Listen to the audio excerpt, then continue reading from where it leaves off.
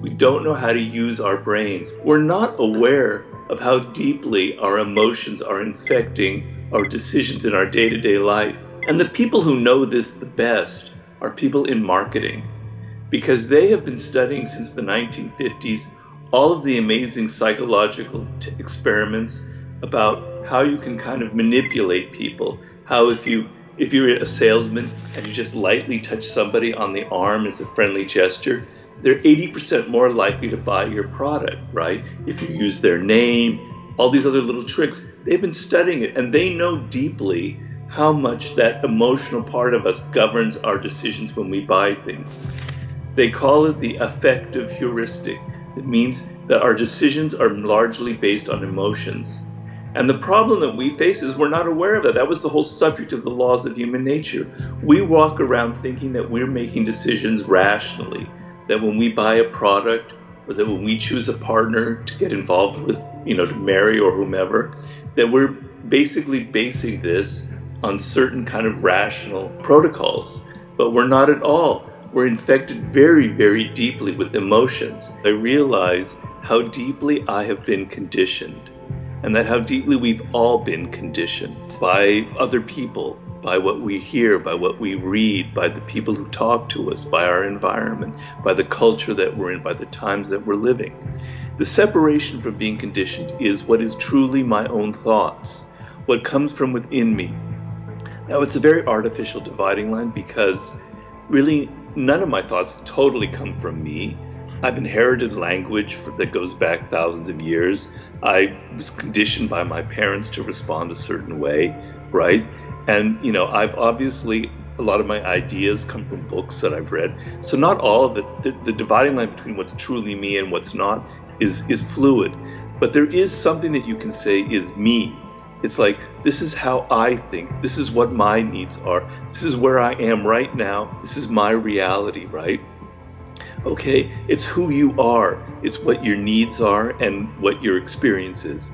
And then there's that artificial element of all the stuff that you mentioned that's so blasting in our faces from our culture at light year speed, incredible speeds that are just filling our brains with junk, with information that we don't need, with heated opinions that really aren't our own opinions, right? So you have to be able, first of all, to be able to turn that shit off. If you can't, take breaks from social media, from your Instagram account, from Facebook, from Twitter, then you're a prisoner of it. Just admit it to yourself. I am a prisoner of social media. I can't control it. It controls me. And we talked earlier about marketing. Mark Zuckerberg, Facebook. These people are masters at marketing. They know exactly how to press all of your buttons.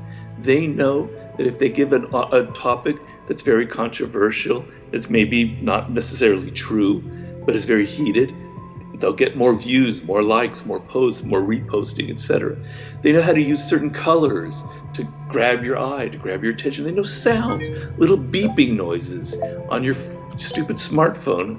I like that word, your stupid smartphone, that are going to engage you, go, whoa, wow, I better pay attention.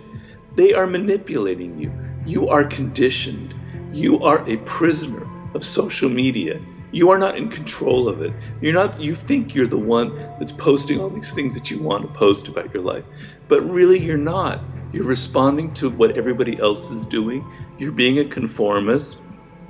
If you really want to control it, you would have some distance and you would know, all right, here's something that's really affecting me as an individual, that's part of my life, that I'm excited about. I want to share that with people. And it comes from, instead of the need to get attention, instead of the need to get people to like you, instead of the need to just vent your rage, it's something that I want to express a reality that I've discovered, an idea. How many times is social media used for the spreading of an actual idea that has been rationally thought out? Well, then if you're able to do that, then you are the one in control of this monster, this beast, and you can use it for your own purposes. But just think about, and I'm not getting on a high horse here, I am as much guilty of this as anybody. I know how powerful it can be. I know how, when I meditate, I go, whoa, where's that idea coming from? Robert, you have been conditioned. You've been brainwashed by the media around you. So I'm just as guilty as anyone. It's very difficult. You're submerged in it. We're social animals. We're creatures of our culture, of our times. It's not easy. But you have to be able to realize, the first steps to realize that you are someone who's been conditioned just as deeply as one of Pavlov's dogs in those experiments.